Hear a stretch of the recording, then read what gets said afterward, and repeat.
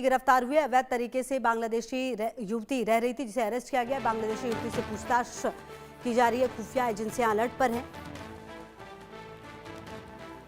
और आपको बता दें कि यहां पर युवती के साथ एक लड़के को भी हिरासत में लिया गया है। गोविंदपुरी के एक फ्लैट में बांग्लादेशी युवती रह रही थी, तो बांग्लादेशी युवती को गिरफ्तार किया गया, अरेस्ट किया गया। अब इससे पूछताछ हो रही है और इसके साथ एक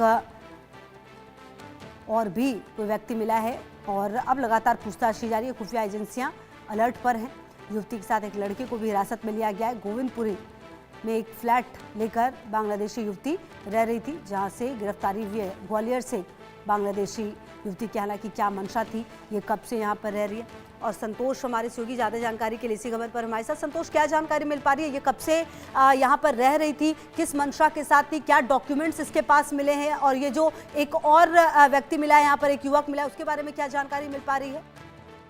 देखिए, ये पूरा मामला ग्वालियर के यूनिवर्सिटी थाना क्षेत्र के सबसे पॉश इलाका जो सिटी सेंटर है, वहाँ गोविंदपुरी के एक फ्लैट से एक बांग्लादेशी युवती जो है अपने एक मित्र के साथ यहाँ मिली है। और प्रारंभिक पूछताछ में ये पता चला है कि युवती देह व्यापार के लिए ग्वालियर आई हुई थी और यहाँ पर ग्वालियर में कई लोगों से उसके संपर्क रहे हैं। वहीं जब उसका मोबाइल जब्त किया गया है, मोबाइल में जो प्रारंभिक जो जाँच पड़ताल की गई है उसमें कई चैट और संदिग्ध ऐसे नंबर मिले जिनकी पुलिस जाँच पड़ताल कर रही है। इसके बाद खुफिया एजेंसी भी अलर्ट हो गई है। दरअसल वो इसलिए भी अलर्ट हो गई है क्योंकि कुछ दिनों पहले ही महाराजपुरा थाना क्षेत्र के इलाके में 8 ऐसे लोग मिले थे जो बांग्लादेशी थे, जबकि उसी के कुछ नजदीकी एयरफोर्स स्टेशन बना हुआ। तो ऐसे में जो बांग्लादेशी हैं उनको डिटेंशन सेंटर में उन 8 लोगों को रखा गया और ये एक ही परिवार के।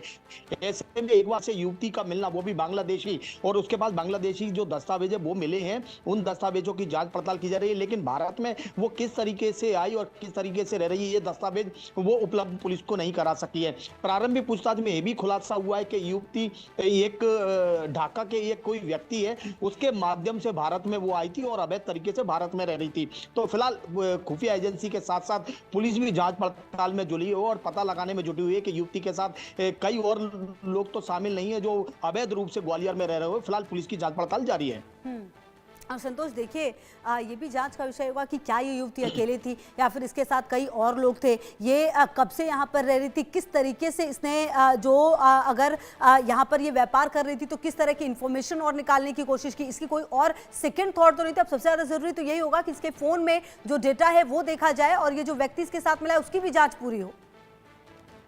देखिए, जिस तरह से मोबाइल उससे भी जो ग्वालियर का ये युवक है उसे हिरासत में लिया गया, उससे भी पूछताछ की जा रही है कि वो युवती के संपर्क में कैसे आया। लेकिन अब तक ये तो खुलासा हो चुका है कि वो युवती देह व्यापार के सिलसिले में ग्वालियर आई थी, और लेकिन जो युवक है उससे भी पूछताछ की जा रही है। इसके अलावा मोबाइल में संदिग्ध ऐसे नंबर मिले हैं, जैसा कि मैंने बताया कि चूंकि ये पूरा जाँच का विषय है, संदिग्ध नंबर मिले हैं और कई ऐसे चैट मिली है जिसकी पुलिस जाँच पड़ताल कर रही है। जरूरत पड़ने पर खुफिया एजेंसी को भी पूरा मामला सौंपा जा सकता है। तो फिलहाल युवती के साथ एक युवक है, उसे भी हिरासत में लिया गया, दोनों से पूछताछ जारी है। चूंकि शुक्रवार देर रात का ही ये पूरा मामला, इस मामले में अभी पुलिस ज्यादा कुछ कहने से बच रही है, लेकिन फिलहाल युवती से पूछताछ की जा रही है। चूंकि प्रारंभिक तौर पर जब उससे पूछताछ की गई थी तो उसके बाद जो दस्तावेज मिले थे वो बांग्लादेश के दस्तावेज मिले थे, लेकिन भारत में वो किस तरह से रह रही थी, इस तरह के दस्तावेज वो पुलिस के सामने नहीं बता पाई है, पुलिस के सामने नहीं रख सकी है। तो फिलहाल इस पूरे मामले की जांच पड़ताल जारी है।